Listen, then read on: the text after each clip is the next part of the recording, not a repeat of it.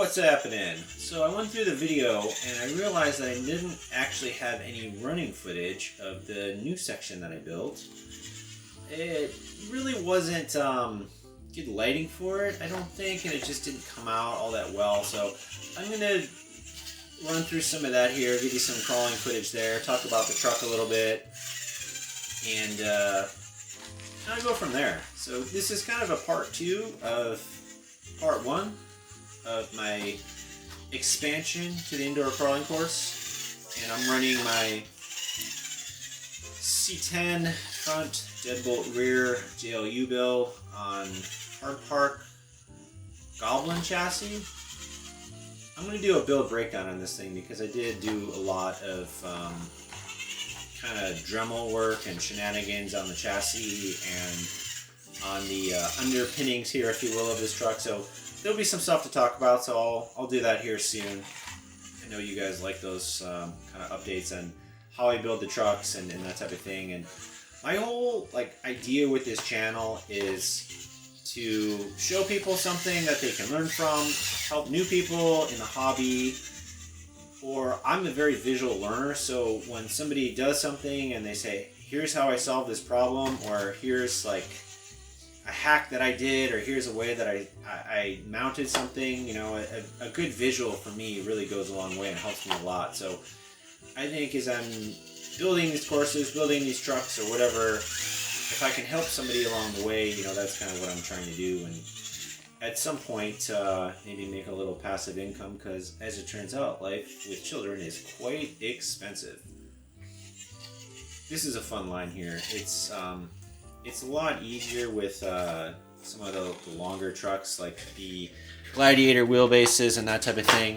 I think the true CBolt wheelbase length is amazing, but if you've got a lot of technical areas, we're doing a lot of climbing, straight up type of thing, then having a longer wheelbase is definitely way better. Pros and cons to a longer wheelbase. If you have a shorter wheelbase like this guy, you know, you're going to be able to make turns a little bit tighter and in that type of thing, and you're going to be able to get into spots where maybe a longer, bigger, heavier truck is going to struggle. So, you know, this little turn right here is more advantageous to a smaller wheelbase truck than you know, the longer rigs that I have. I might redo this section at some point. It's not the most amazing thing, but it's pretty cool in that it's a little V-notch. I've got a little bit of a rock waterfall or something like that at the bottom, whatever you want to call it. And then you see on the left side, what I did was, this was just a little bit too slippery, so I did a lot of Mod Podge and sand on top, mixed together, just to give it a little bit more traction. And this truck can pull it really without problems. I know my wife is probably going to hate me for this, but one thing I want to do is I want to build, not a tunnel in the wall. That's ridiculous. But I think what I want to do is put a hook and then build some kind of suspension bridge so that the truck can drive down that or drive over that, kind of a suspension bridge but it's tacked onto the wall somehow. I probably can do that in a day or two, honestly. I don't think it's going to be that hard, but that's where my mind goes with where I want to go next, because I think as it pertains to this is in a pretty good spot. There's not a lot of things that I would do differently or change here. But you know, you run stuff and you kind of see how the trucks do on it, and then you make changes as you go. But unfortunately with a big slab of concrete, it might be a little bit harder. But I really don't think it's going to be that hard to break this thing apart either. I think you could just really pull it, honestly, because all it is just basically napkins on top of chicken wire. It's not you know, the whole thing isn't a base of concrete, if that makes sense.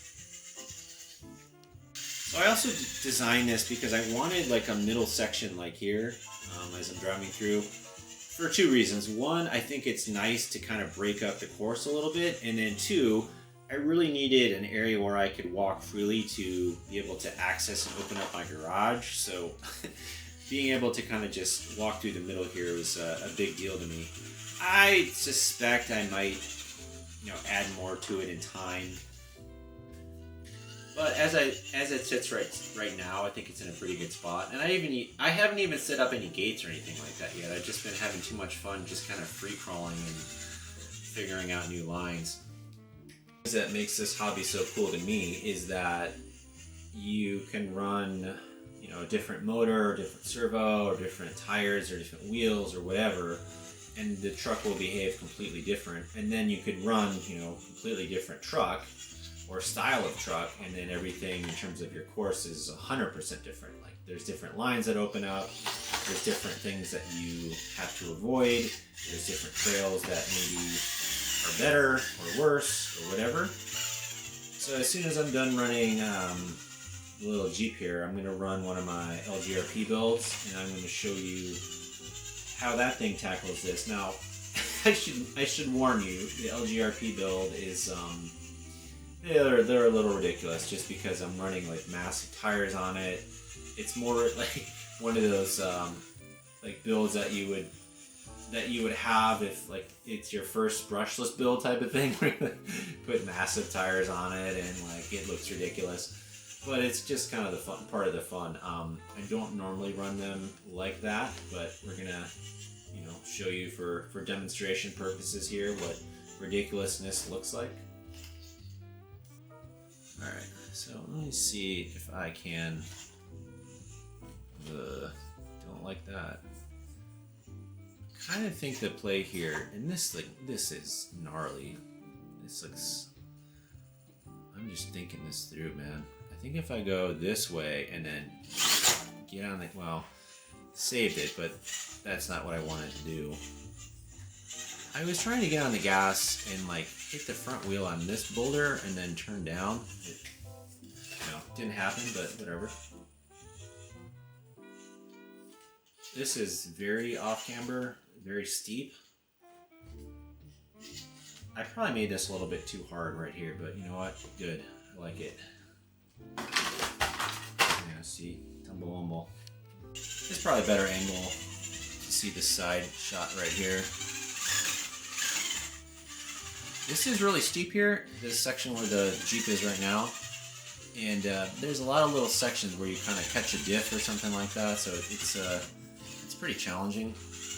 Which is what I wanted. When you make these things, you really need to make them almost impossible, because if this thing was easy and you just drove around in a circle and that was that, I just can't imagine doing that more than once or twice, So the idea behind this is have impossible lines and then have a large free space so that you're always figuring out new directions or new lines. Or alright, so 3.8 with that battery on the dot. I'm gonna run this one right here. I know I put these ridiculous wheels on it. I spray painted some paint on there because I wanted to make it look like this thing was just mobbing through the desert. That's my son's build, and this is my LGRP build. Obviously, it's got these huge tires on it. I know it's ridiculous, but it's kind of fun. I did have these smaller tires on it, black labels, and then I was running these Swamp Kings, which are much more reasonable, but every now and then kind of shake it up a little bit. On the inside of this build, I don't know if I've gone through this one or not, but I'm running the Cedar and Fly Sky GT5 receiver, LGRP branded, Blizzard Pro, nothing out of the ordinary there. OGRC servo, brass axles in the front, brass diff cover in the back. Basically the whole thing's LGRP. Sorry about that. I am running brass wheel rings in the front and then aluminum in the back. There's a sick line right here, and I'm gonna do my hardest to show you. Yeah, there we go. And then you can turn up this way, and then you turn left here, and the truck does all kinds of weird, cool stuff, I guess. You're into that. and then hopefully pull right up. Maybe we just update the driver mod, update the firmware on the driver. Man, maybe? This is one of my favorite trucks though, just because this was the first LGRP build that I did, and when I made this thing, I was still kind of new to the whole scene, if that makes sense. And when I put this thing together, I was quite proud of myself. But now I look at it, it's like, wow, it really was, you know, I could build this truck in probably, I don't know, an hour if I had to at this point. But I remember the first time I did it, it took me a better part of the day because, you know, I was so, I didn't know where the screws went, and I was like, oh, what if I lose one or whatever, or, you know, now it's like, oh, it doesn't matter. I think I built probably 3 of these or 4 of these LGRP ones at this point. I buy them, I use them, I run them, I sell them, I trade up. I'm trying to get a Nacho chassis with either the Taco Man body on it, or I think they had one that looked like a Forerunner or something. If anybody has one of those, I want to buy it, or I'll trade you one thing for it or whatever. I'm not as concerned about the wheels and tires or the components of it. I really just want the chassis, the links, and the body. So if that helps you make a decision, then let me know. I just can't seem to find one of those anywhere, and I want one because it's really the only one that I have never had. I've had a Maz V1, V1, the very first one that he did, and then I think the V2 and the V3. I've had all those. I think, pretty sure I have. I had a Northwest Chassis Works Athos, I think it was called. I have had a Venge RC chassis. I have had Endura, 2 Enduras. I have the buggy, and then I had the plastic, or the carbon fiber rails, I think. This is really hard to articulate this because I'm trying to talk through the camera. I'm trying to watch the truck through the camera lens, and I'm also trying to recall the last 2 years of my life here, so bear with me. I know I sound like an idiot. But my point is, I've had a lot of different chassis, and that's the only one that I haven't been able to find or use. And I'm just curious like how it would do in my course, so that's why I like to buy those and to try them out, and then when I'm done with it, I sell it and move on for what I think is a fair price. I wish I hadn't sold my my Northwest Athos chassis. I sold that RTR, and man, I miss that thing. That thing is sick. It was one of my favorite builds that I've ever done. It looks like I lost the body pin to the front. Is that true? Alright, yeah, let's get that sorted and we'll come back at you. So we're gonna run on the new section over here now. Anyways, I was saying I had one of those Athos chassis, and I really kind of regret selling that thing because I miss driving it. It was a lot of fun. Yeah, see? We'll pull this. No. I really like my Maz V3 that I have now. That's one of my favorites. But man, that CL Gladius, I think that's how you said it. I did a video on the one that I built, and I've since modified it a little bit more, and I'll probably do another video as like a follow-up of what that is. But that thing is awesome, man. That's probably the best one I've ever had. And then, coincidentally, I've also had a bunch of Hard Park chassis too. I've had the Goblin, and then I've had 3 Dementor kits. The Dove, I had 2 of the normal ones, one in the carbon fiber, the other one with the titanium, and then the one with like the Dove, I think it was called. So I've had a bunch of those. And then, man, what else did I have? I had a Venge chassis as well that I got on Etsy. I don't know, I just like building different builds and trying different stuff out and seeing what works together well and what doesn't. And I'm not so much of a hard body guy, I guess physically and also with RC trucks right now. I did put a couple WT micro builds together, and they were really cool. I think they looked awesome, but it just was a little bit too top heavy for me, because I kind of like to see like push the boundaries of what these things can do. So like having a big brick up top was not. I know this video is a little out of the ordinary too, because I'm just kind of I don't know, spitballing as I'm crawling. But if this is a video or type of video that you want to see more of, and you can get my thoughts on the universe and watch me conquer my indoor course, or attempt to, let me know, and I can make some more. This is a fairly easy video for me to make, because I'm not doing a lot of heavy edits or anything like that, and I'm not doing any research or pulling any data points together. I'm just driving around in a circle in my garage, which is something pretty easy to do. I think when I make more of these courses, I think I'm going to try to do more stuff like this, like these little ravines and caves and that type of thing. I think that adds a huge element to this, because you can go up and just make like make a climb, like that's easy to do. Anybody can do that. But I think to get something like a little V-notch perfect or something like that, I think that it's really satisfying. You know what I think I'm going to try to do is I think I'm going to try to come down this way. I don't think I've ever done that yet. So I'm going to adjust the camera so we get a better angle. I don't know if that's better or worse, but we'll find out. Alright, so let's try to come. Alright, here we go, ladies and gentlemen. We made it down. Let's try one more time. In this truck, I've got a big battery. It's a 450 milliamp hour battery.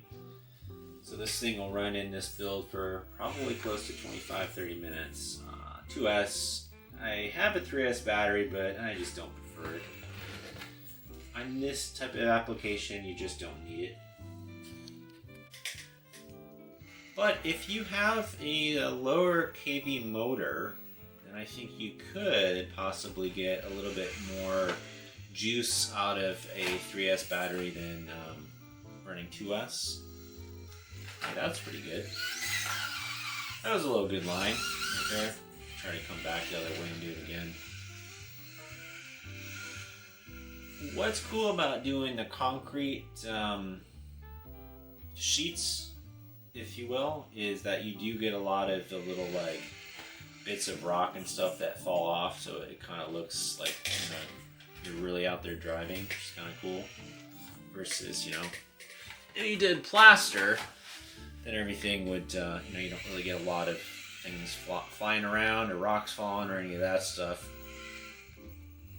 So I think this strategy here with this longer wheelbase is to do this and then kind of bump it up like that.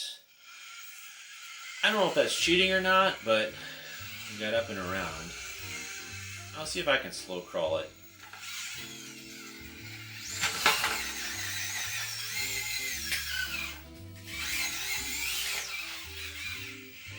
What's cool too with running these big tires and the shock setup that I have currently, which is the no springs, and then its position at the highest perch, is I don't really get any rubbing. Well, maybe some, but not enough to really like impact what I'm doing. So yeah, there we go. That's cool. So it's really not a big deal, and you can see like right there at full flex, you don't hear like the rubbing sound. I mean, it probably rubs a little bit, but it's definitely manageable. Not a big deal, and kind of worth the trade-off. Does that make sense? But yeah. Alright guys, take care. See you in the future.